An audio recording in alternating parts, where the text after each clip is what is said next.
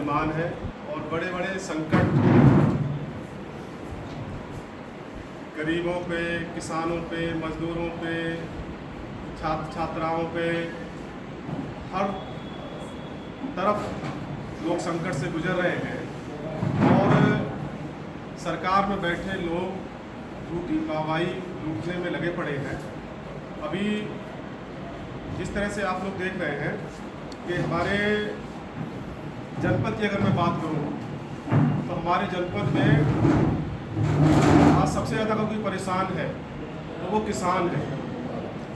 आज जहां किसान का पिछले धान उनका कौड़ी के भाव में लुट गया और इस बार गेहूं की जो स्थिति है, एक तो पैदावार कम हुई और सरकारी खरीद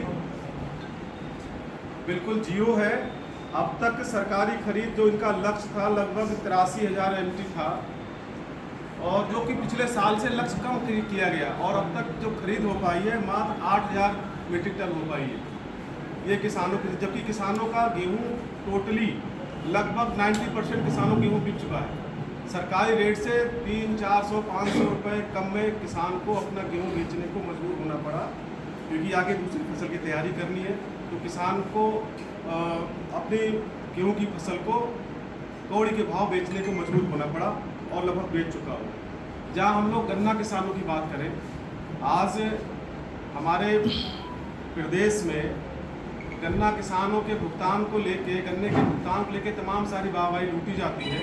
लेकिन अगर मैं ज़मीनी हकीकत की बात करूं, हमारे पीलीभीत जनपद में जहां अब तक बजाज चीनी मिल पे 142 करोड़ रुपए बकाया है और अब तक इन्होंने किया कितना है, मात्र 15% ये भुगतान कर पाए अभी तक। और सरकार की जो अपनी चीनी मिले हैं, बीसलपुर पे लगभग 31.87 करोड़ रुपए, पूरनपुर पे 21.69 करोड़ रुपए और एलएस पे 59 करोड़ रुपए बकाया है।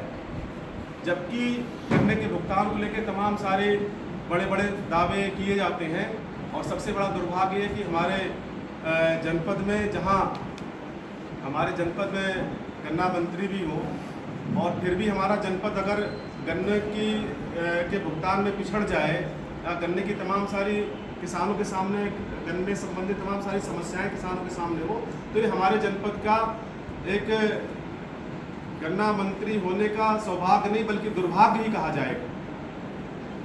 और आज जो जिस तरह से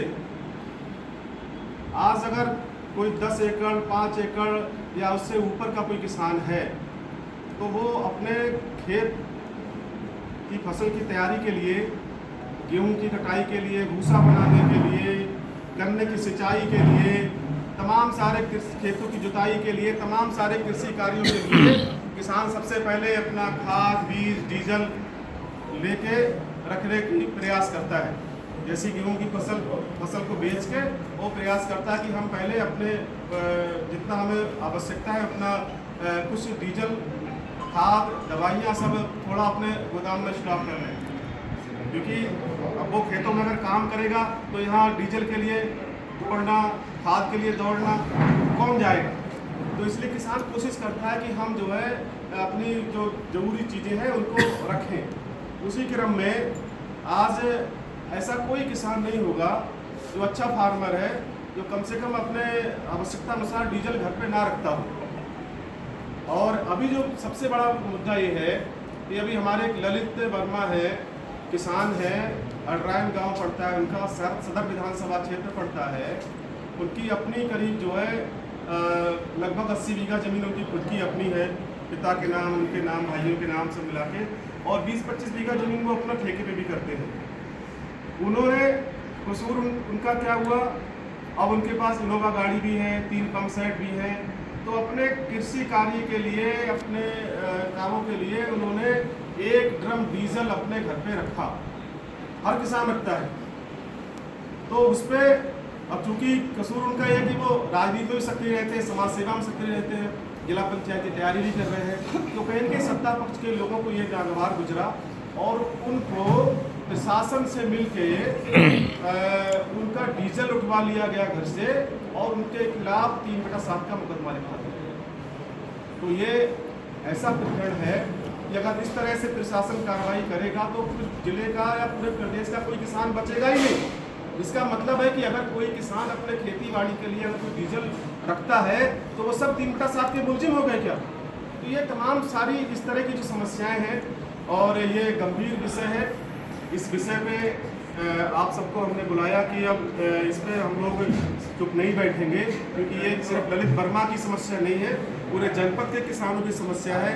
आज ललित वर्मा के खिलाफ मुकदमा लिखाया है, कल तमाम सारे, क्योंकि हमारा जनपद कृषि प्रधान जनपद है, जहाँ लोगों की जीविका कृषि पर निर्भर है और बड़े बड़े फार्मर यहाँ पर हैं। 100-100, 200 एकड़, 500-500 एकड़ फैमिली में ज़मीनें लोगों के पास है, जो अपने खेती बाड़ी के लिए डीजल या तमाम सारी चीज़ें रखते हैं। तो कहीं ना कहीं अगर इस तरह से कार्रवाई होगी तो हमारे जनपद का कोई किसान नहीं बचेगा। तो ये गंभीर विषय है। इस पर हम लोग कल जिला प्रशासन को हम लोग ज्ञापन देने जा रहे हैं सुबह 10:30 बजे, और उसके बाद अगर ये मुकदमा, फर्जी मुकदमा जो लिखा गया है, ये वापस नहीं होता है और इस तरह की उत्पीड़नात्मक कार्रवाई बंद नहीं होती है तो फिर हम लोग फिर बड़े धरना प्रदर्शन आंदोलन के लिए हम लोग बाध्य होंगे। और इन्हीं विषयों के लिए ये जो है प्रेस कॉन्फ्रेंस रखी थी। और आपका ये मानना है कि ये जो जिस तरीके से डीजल रखने पे कार्रवाई की गई है, ये राजनीतिक दबाव में चलते हुए प्रशासन ने किसान विरोधी कार्रवाई की है? निश्चित ये राजनीतिक एक जो है विरोध की वजह से, क्योंकि वो सत्ता पक्ष के लोगों के साथ में खड़े नहीं हो पा रहे हैं या सत्ता पक्ष की झूठी बातों को वो उनकी हाँ में हाँ नहीं मिला पा रहे हैं, तो यही उनका दोष है और सक्रिय रहते हैं राजनीति में। तो इस तरह से तो जो है कोई किसान बच ही नहीं पाएगा। सत्ता पक्ष का मतलब 2 गुट है वहाँ पीछे मौजूद है। देखिए, सत्ता पक्ष हमारे जनपद के जनप्रतिनिधि और तो पूरा सरकार का इन्वॉल्वमेंट है इसमें, पूरी सरकार है। और ख़ास तौर पे हमारे जैसे ऊपर जो बैठे वहाँ देश की भावना से काम करते हैं, वैसे हमारे जनपद में चल रहा है।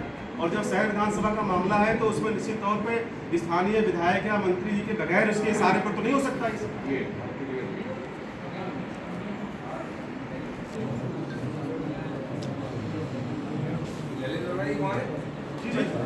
ललित वर्मा जी यहाँ आए हुए भी हैं।